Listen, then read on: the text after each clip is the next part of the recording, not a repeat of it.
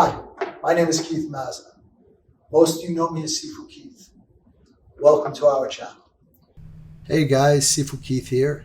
Today's video we'll be going over the difference between the center and central line theories in Wing Chun and how to apply them in realistic combat situation. But before we get there guys, make sure you click the like and subscribe button and click the bell to always so that you can be kept up with our latest videos. Have a great day.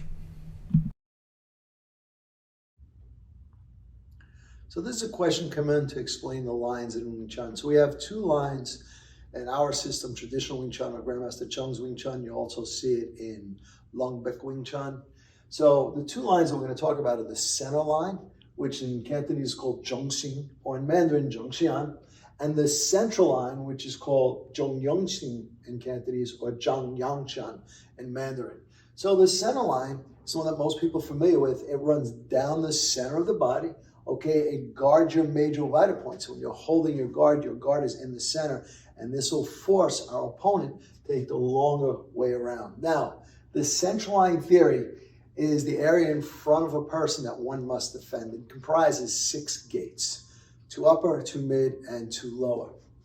Okay, you'll see this demonstrated in all 3 of our forms. This movement here, the Daigan and the Sungan, it covers our center line and it defines our central line. So the distance I can turn from side to side and keeping my wrist together allows me to use 2 arms at the same time.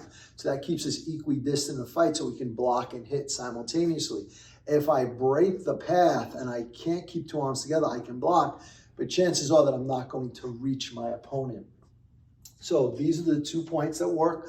You'll see it. Now I said 6 gates. In the forms we demonstrate it with 4 gates based on the Daigan and the Sungan.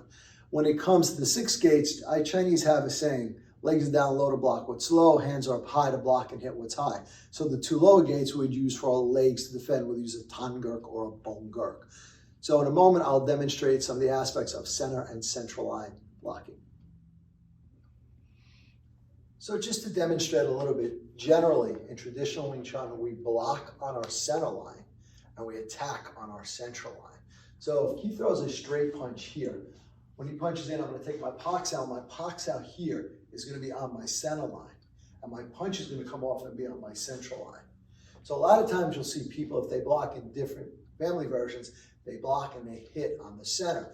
Misunderstood in the traditional Wing Chun is our block is on the center, our punch is central. So here, if I use a center line lops out and a central line punch, so if I line up cross on Keith, he throws a punch, I'm going to release here, put my lop on my center line, and my punch here is now on my central line. You can use all of your blocks in Wing Chun on center and or central line. To be effective, to use 2 hands at the same time, you want to work your block on the center line and your punch on the central line. If Keith throws a straight punch at me and I use a central line bong sao from here, I cannot block and hit. Just like throw a round punch, here if I use a central line toy pak at the side, or toy pak, I cannot block and hit.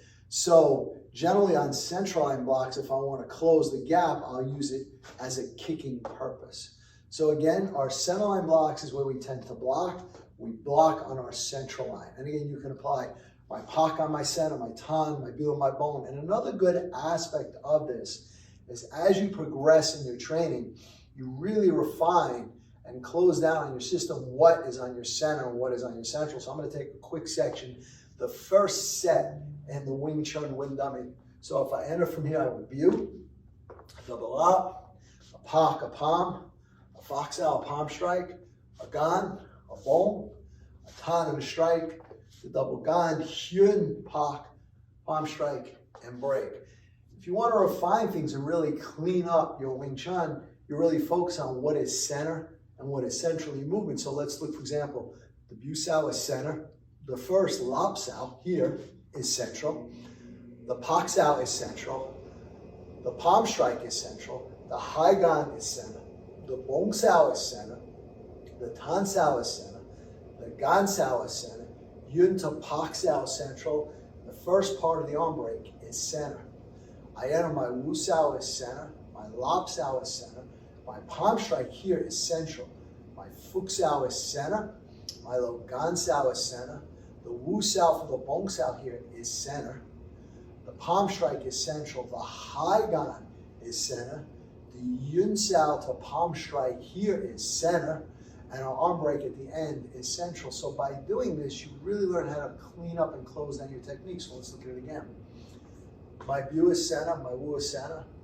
Central, center, central park, center palm. Fuk Sao center, palm strike central. Double Gan on the center, Bong on the center. Tan Sao center, palm strike central. Double Gan center. Hyun Sao, the Pak Sao here is central, the palm is center. Coming around, the inside break, part of my break is center, the outside is central. So by understanding the lines, it really helped clean up your Wing Chun. And don't forget to hit the like, subscribe, and share buttons. And when you hit the subscribe button, please hit the bell notification to all so we can let you know as soon as we put out a new video. And we want you to know that we're here for you. So leave your comments below.